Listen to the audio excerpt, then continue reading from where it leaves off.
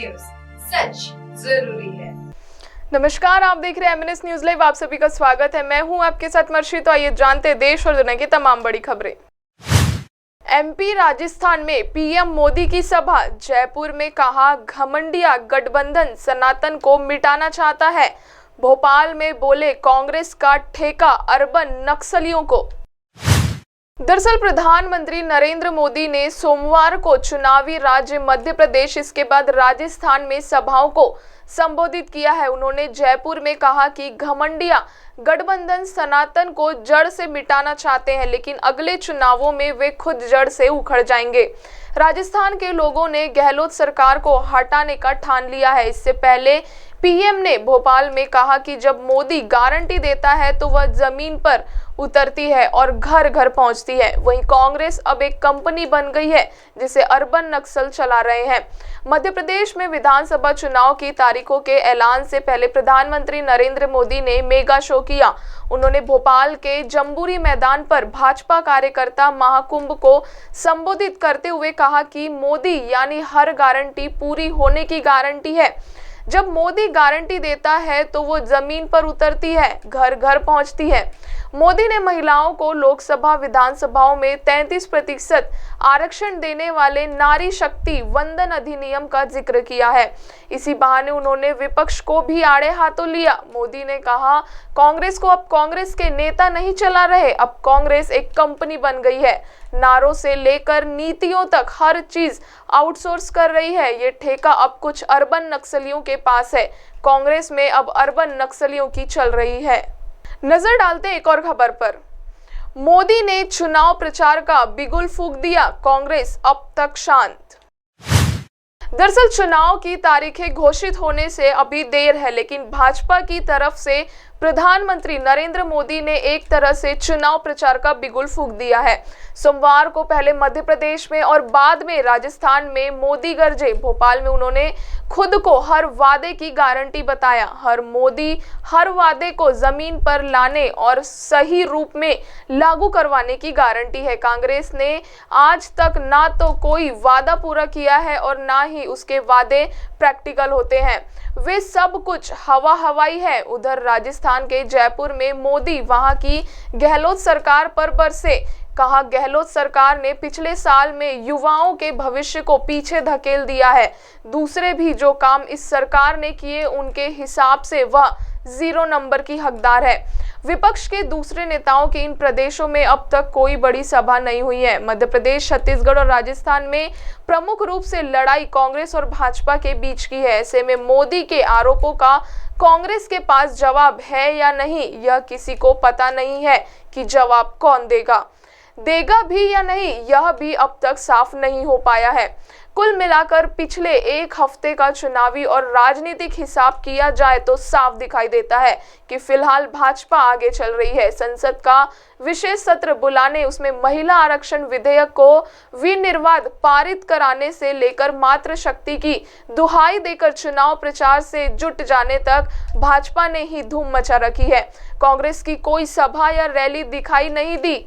ऐसा नहीं है कि कांग्रेस के पास इन दिनों स्टार प्रचारकों का टोटा है।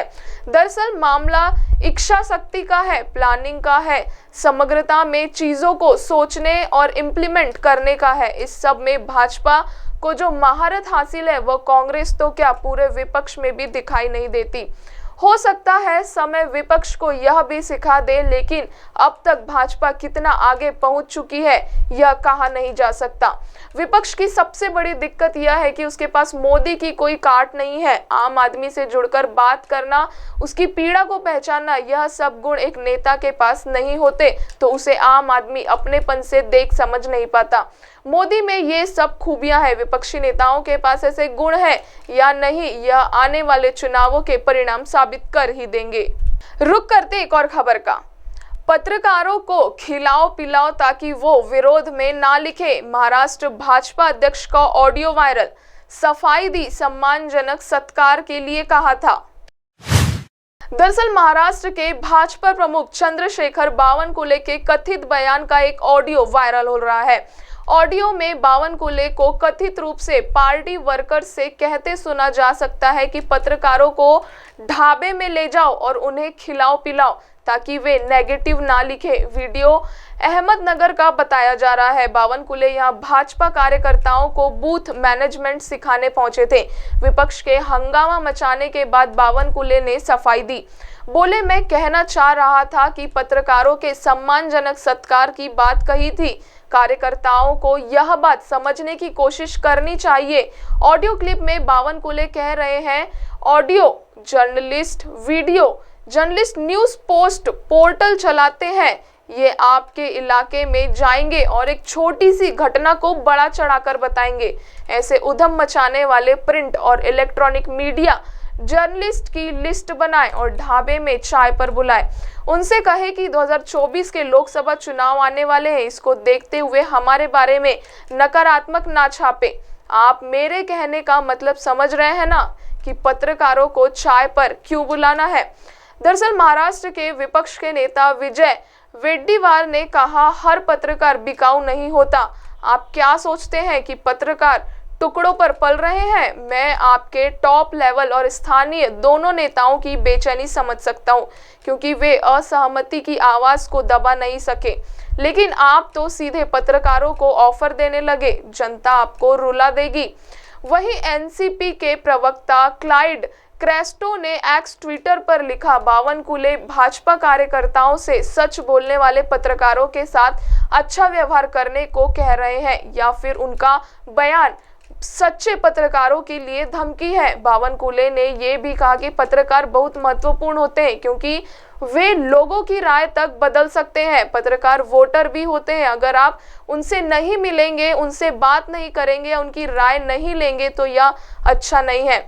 वहीं महाराष्ट्र के डिप्टी सीएम देवेंद्र फडणवीस ने कहा कि बावनकुले ने क्या कहा और बयान को क्या समझ गया, ये दो अलग अलग बातें हैं। उनकी कही बात को दूसरे तरीके से व्याख्या करने की जरूरत नहीं है।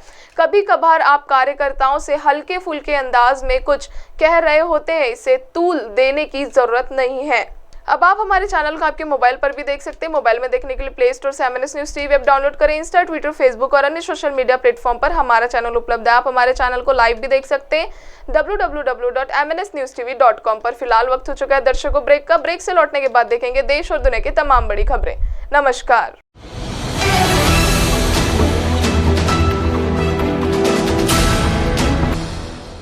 ये है एमएनएस न्यूज नेटवर्क और आप देख रहे हैं एमएनएस न्यूज।